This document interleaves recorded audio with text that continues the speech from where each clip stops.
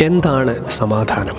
ഒരു സെക്കൻഡ് എന്താണ് സമാധാനം എന്ന് ആലോചിച്ച് നോക്ക്. സമാധാനം എന്ന് പറയുമ്പോൾ നമുക്കൊരു സംഗതിയിൽ ഹാപ്പിനെസ് ഉണ്ടാവണമെങ്കിൽ ഏറ്റവും മിനിമം ഒരു ദുഃഖം അല്ലെങ്കിൽ സന്തോഷത്തെ നമ്മിൽ നിന്ന് അകറ്റുന്ന എന്തെങ്കിലും നമ്മുടെ ജീവിതത്തിൽ ഉണ്ടായിരിക്കണം. അപ്പോഴാണ് നമുക്ക് സന്തോഷം നമുക്ക് ആസ്വദിക്കാൻ പറ്റുന്നത്. ഉദാഹരണം പറഞ്ഞാൽ, ഒരു മൊബൈൽ ഫോൺ പോലും വാങ്ങാൻ പറ്റാത്ത വിധത്തിൽ സാമ്പത്തികമായിട്ട് ബുദ്ധിമുട്ടും പ്രയാസമുള്ള എനിക്ക് ഒരു സുപ്രഭാതത്തിൽ ഒരാൾ ഒരു സാധാരണ മൊബൈൽ ഫോൺ കൊണ്ട് തന്നാൽ അതെനിക്കുണ്ടാക്കുന്ന സന്തോഷം എത്ര വലുതാണ്. അതേസമയം ഏത് മൊബൈൽ ഫോണും എപ്പോൾ ആഗ്രഹിച്ചാലും സ്പോട്ടിൽ എൻ്റെ ടേബിളിൽ എത്തുന്ന വിധത്തിലുള്ള ഒരു സിറ്റുവേഷനാണ് എനിക്കുള്ളതെങ്കിൽ മൊബൈൽ ഫോൺ എന്ന് പറഞ്ഞ ഈ ഗാഡ്ജറ്റ് കൊണ്ട് എനിക്ക് വലിയ സന്തോഷം ഒരിക്കലും ഉണ്ടാക്കാൻ പറ്റില്ല. ഞാൻ നിങ്ങൾക്ക് മനസ്സിലാക്കാൻ ഒരു ഉദാഹരണം പറഞ്ഞതാണ്.